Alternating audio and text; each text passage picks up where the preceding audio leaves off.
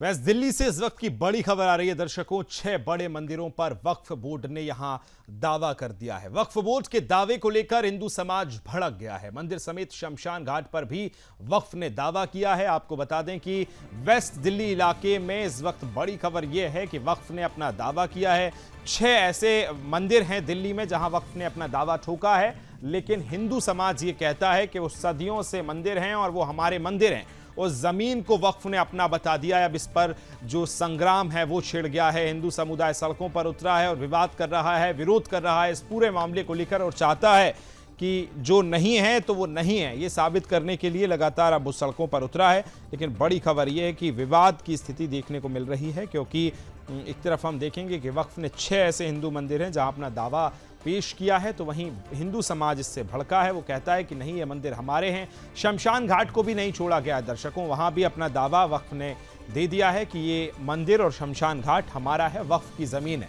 हालांकि इसके कागज अब उनके पास होंगे या नहीं, ये एक बड़ा सवाल भी बना हुआ है। गजवा हिंद की शुरुआत है। ये गजवा हिंद की तरफ इनका एक बहुत मजबूत कदम है। जब कानूनी मदद इन्हें मिल ही रही है, कानून ने इनको ऑथराइज कर दिया कि ये जहाँ भी क्लेम करेंगे, वहाँ जिस ज़मीन पे क्लेम किया जा रहा है उनको प्रूव करना है कि ये ज़मीन उनकी है या नहीं। इनके लिए तो पूरा जो भारत है वो वक्फ बोर्ड की ज़मीन है, ठीक है। तो ये लोग गजवा हिंद की तरफ एक मजबूत कदम उठा रहे हैं और ये चाहते हैं कि ऐसा करने से देश में अराजकता की स्थिति होगी। अराजकता की स्थिति होगी तो देश में गृहयुद्ध की स्थिति आएगी और उसी का ये लोग फ़ायदा उठाना चाहते हैं। मुझे तो ये लगता है कि ये जो वक्फ बोर्ड है कुल मिलाकर कब्जा कर रहा है सब ज़मीनों पर। दुनिया भर की ज़मीनें ऐसी कब्जा की हुई है। मैं तो आपके चैनल के माध्यम से ये भारत सरकार से डिमांड करता हूँ कि जितनी भी ज़मीनों पर इनके कब्जे हैं उनकी इंक्वायरी होनी चाहिए और ये मानकर चलें। और इन्होंने इतना ही नहीं है, अपने लोगों को अनाब शनाब पट्टे पर इस तरह से ऐसे ही फ्री में दे रखी हैं जैसे इनके घर की ज़मीन है। जिस तरह से पहले कब्जा के करने की स्थिति थी, ऐसे इस तरह से वक्फ बोर्ड की जितनी भी ज़मीन आज तक आइडेंटिफाई है, मैं तो भारत सरकार से डिमांड करता हूँ उसकी इंक्वायरी होनी चाहिए। उसमें भी अनावश्यक उन्होंने बहुत सारे कब्जे कर रखे हैं। कांग्रेस की सरकारों में धर्म के ऊपर जो राजनीति करी है उन्होंने, उस धर्म में कुछ ऐसे पॉइंट जोड़ दिए हैं कि आप अपने धर्म के बारे में प्रचार नहीं कर सकते, वो उसके धर्म को पढ़ा सकते हैं। देखिए, जो ये वक्फ बोर्ड जो बात बोलने लग रहा है, कोई प्रूफ तो दे कि ये हमारी चीज़ है। और ये जिन जिन ज़मीनों पे और जिस जिन जगह पे ये अपना दावा ठोक रहे हैं, वो सारी ज़मीन कहीं ना कहीं किसान परिवारों से है। किसानों ने अपनी ज़मीन डोनेट की हुई है, उनकी ज़मीन कहाँ से होगी? ये तो असामाजिकता फैलाने वाली बात है और लोगों को गुमराह करने वाली बात है। ये सारी चीज़ें जमींदारों के खून पसीने से सींची हुई है।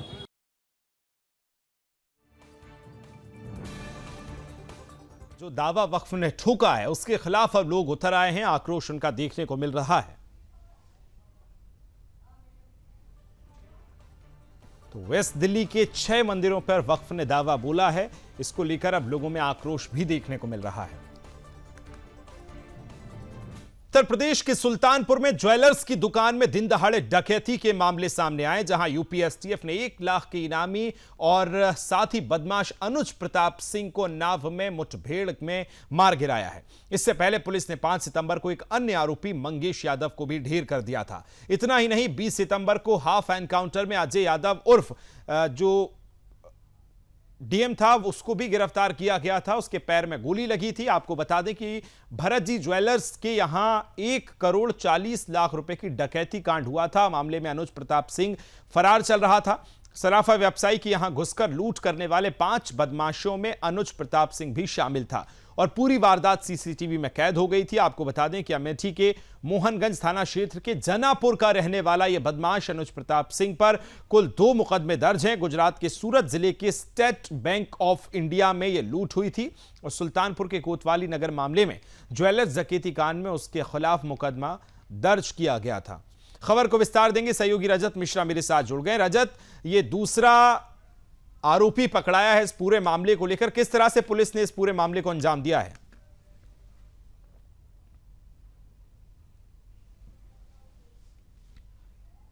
का एनकाउंटर हुआ था और अब उन्नाव पुलिस और एसटीएफ दोनों ने ज्वाइंट ऑपरेशन करके अनुज का एनकाउंटर किया है।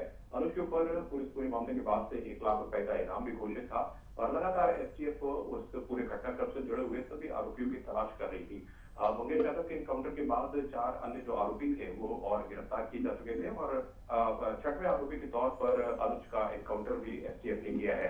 तो उस पूरे घटनाक्रम में खासतौर पर जो लूट की गई थी, इसकी वैल्यू तकरीबन 1 करोड़ से ज्यादा बताई गई थी सोना चांदी की, उसकी जो रिकवरी है वो एसटीएफ और पुलिस पहले ही कर चुकी है और उसके बाद अब जो आरोपी है उनको पकड़ने का जो सिलसिला है वो एसटीएफ की तरफ से जारी था। मंगेश यादव को लेकर खासतौर पर उत्तर प्रदेश में राजनीति भी बहुत ज्यादा हुई थी। अखिलेश यादव ने खासतौर पर इस बात को लेकर आरोप लगाए थे कि मंगेश के नाम के आगे सिर्फ यादव जुड़ा था, इसलिए एसटीएफ ने उसका एनकाउंटर कर दिया।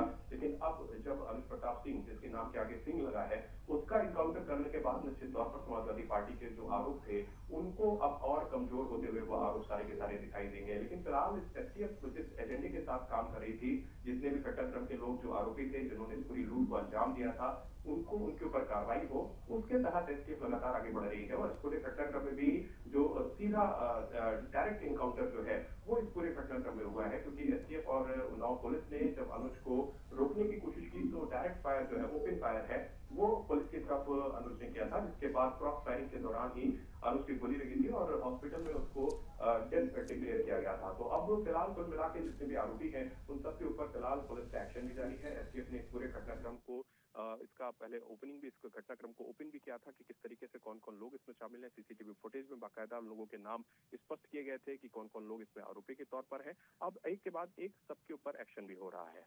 बिल्कुल रजत, ये भी जानना चाहूंगा, जब मंगेश यादव पकड़ाया था तो सब जातिवाद का बड़ा आरोप लगा रहे थे प्रशासन पर कि यादव है इसलिए पकड़ा है, अब ये ठाकुर है, तो ये कास्ट फैक्टर वाली जो पॉलिटिक्स है अब किस तरह से नजर आती है? पुलिस ने इस बात को स्पष्ट किया था कि पुलिस की एक्शन के सामने जातिवाद कोई मायने नहीं रखता। अगर वो यादव है तो भी अगर अपराधी है तो उसके ऊपर कार्रवाई होगी, और अगर उसके नाम के आगे सिंह लगा है, मतलब यदि वो ठाकुर है तो भी उसके ऊपर कार्रवाई होगी।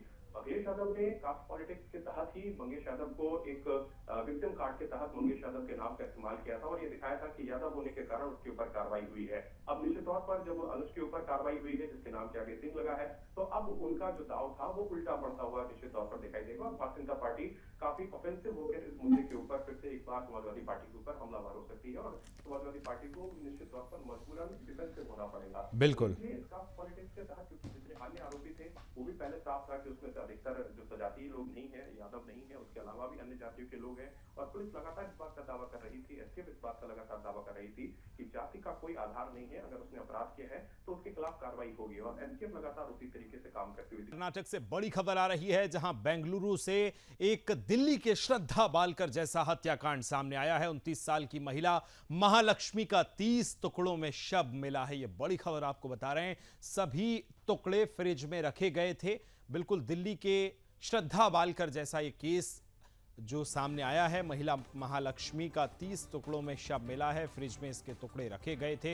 हालांकि आरोपी कौन है, किसने ये किया है, अभी तमाम पहलुओं पर जांच होना बाकी है। लेकिन ये बड़ी खबर कर्नाटक से आ रही है, जहां बेंगलुरु में दिल्ली के श्रद्धा बालकर जैसा केस सामने आया है और फ्रिज में जो है वो टुकड़े रखे गए थे। 29 साल की महिला महालक्ष्मी के 30 टुकड़ों में शव फ्रिज में रखा गया है। आपको याद होगा राजधानी दिल्ली में जब श्रद्धा बालकर का केस सामने आया था तो उसके भी टुकड़े करके फ्रिज में रख दिए गए थे और ठीक वैसा ही ये मामला कर्नाटक से भी सामने आया है।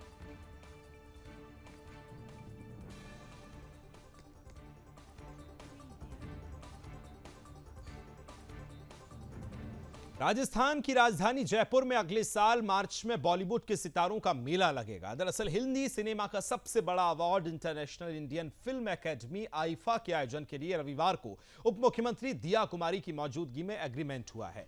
25वें आईफा अवार्ड शो के लिए पर्यटन कमिश्नर विजय पाल ने MOU साइन किया है। इस मौके पर आईफा के वाइस प्रेसिडेंट सुरेश अय्यर भी मौजूद रहे। यह आयोजन अगले साल जयपुर में 7 से 9 मार्च तक आयोजित होगा। आपको बता दें कि ये आईफा इंडिया में दूसरी बार आयोजित होने जा रहा है। इससे पहले साल 2019 में यह शो हुआ था। आईफा का आयोजन जयपुर में होने से टूरिज्म और इंडस्ट्री की दृष्टि से भी यहां फायदा होगा।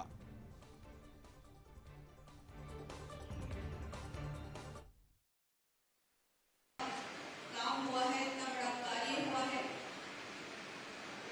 IIFA awards